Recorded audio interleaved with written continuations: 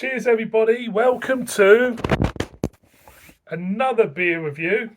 What else would it be? And I've got to thank Simo Sups, and Robert Bramall for doing this one because I watched them this morning. They did a tasting on Simo's channel, and one of them was a Durham beer. And you know, Rob knows how much I love Durham, and Simo loved. It's great seeing somebody who hasn't tried Durham Brewery before love one of their beers, and you know that they will try and try more of their beers. They are, I think, one of the greatest one of the great breweries in this country, Durham Brewery. They do fantastic beers. So I've had this bottle for a while, since before Christmas actually. It's a coffee porter, and I thought, watching them two fellas not last night, this morning, let's review it. So we've got a collaboration between Durham Brewery and Durham Coffee, and it's their Doppio coffee porter, clocking at 4.9% ABV, which is fairly weak for a Durham beer, believe you me. Collaboration coffee porter with Durham Coffee. We've collaborated with our wonderful friends at Durham Coffee Roastery, who have created a large batch of double strength coffee using the Castle Blend Express beans.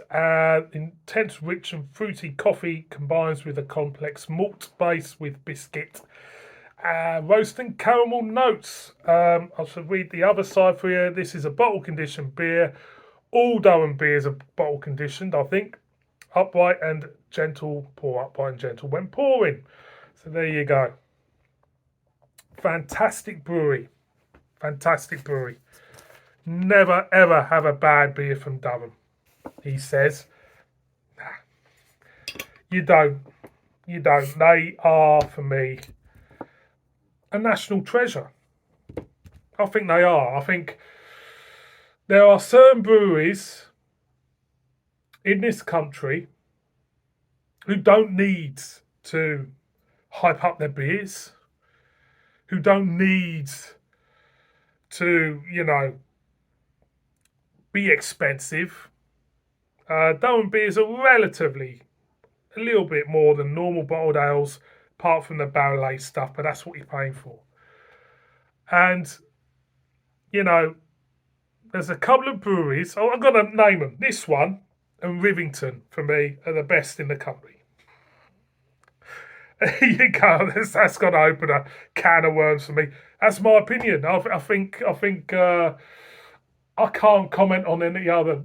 Well, I can comment on a couple of others, but for consistency and the beers I've had on this channel, I think for me, Rivington and this lot are definitely, there's the crown, the best going. So let's pour it out.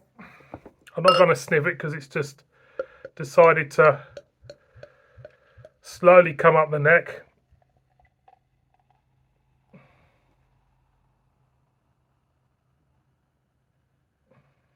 Just pour it out and let the magic happen. Right, the Star Coffee Porter or Coffee Stout. What do I think of it? I've yet to have one that really, really has blown me away. Am I a fan? I mean, I'm not really. It's one of them styles which have become very, very popular all of a sudden. I wouldn't say I'm a complete fan of them, to be honest. I do drink a bit of coffee, but I've never really had one which is, Put it up to the light. Yeah, you can see through it a burgundy shadow through an off-white mocha head. Let's get a whiff now. Yeah. Hint of caramel. And a freshly ground coffee note for me. Smells decent. Gonna go in. Cheers.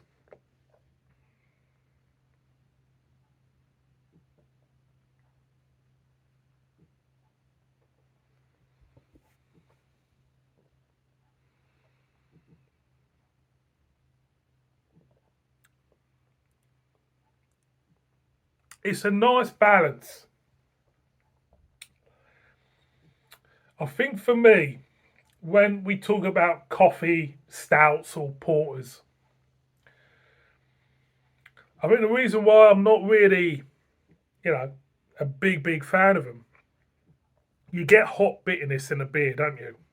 But you also get bitterness from a coffee, especially if it's an Italian coffee bean. There's always a bitterness you get from a coffee. So it is overtly bitter. Now, that bitterness for me can overtake the whole beer in taste. And I think it's definitely the issue with the style for me. Coming to this, it's 4.9, so it's not big in alcohol.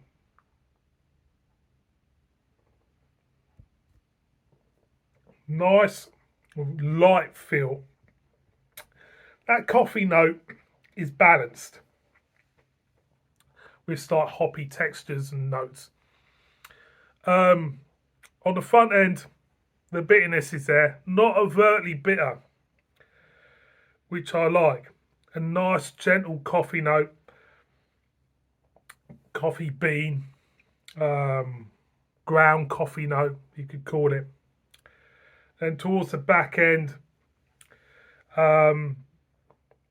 slight dryness there, but for me, that's the flavour, and I think that, is it with them for me.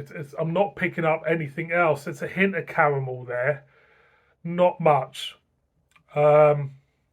It's pleasant enough.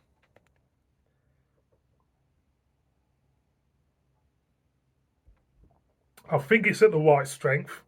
I think any stronger, I don't think it'd be as enjoyable. I think that light body of this beer works extremely well for it. More you go in, you get a hint of tobacco-ness there. Slight roasty feel.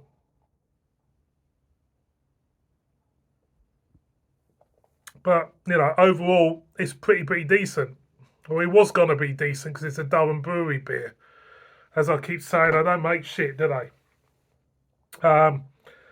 Would I buy this again? Now, that's a big question. And I think for me, it's all down to preference. It really is.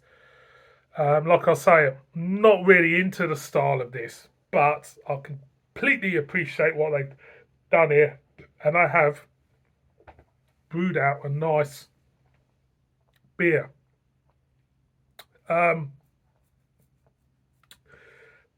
Picking up, start hitting a grassiness on the back end now.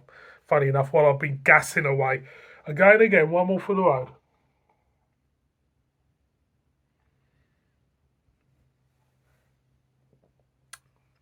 I can't really decide malted milk biscuitiness there for me. But that coffee bitterness with the hot bitterness, for me, it overdoes it after a while. It's a good one. Yeah, it's a good one. I can't criticise it. I can't really. It's not a bad beer at all. It's what it is. It's what it says. It's a coffee porter, and that's exactly what you got. It's, a good coffee porter, yes. Would I buy it again? Not too sure because it's not really my thing. So getting back to that, Durham Brewery, Doppio, it gets a thumbs up because it is a good beer. It is a good beer. If you love your coffee stouts and coffee porters, give it a go because I don't think you'll be disappointed. Thank you very much for watching this one. Look after yourselves. See you again on another beer review. Bib bib.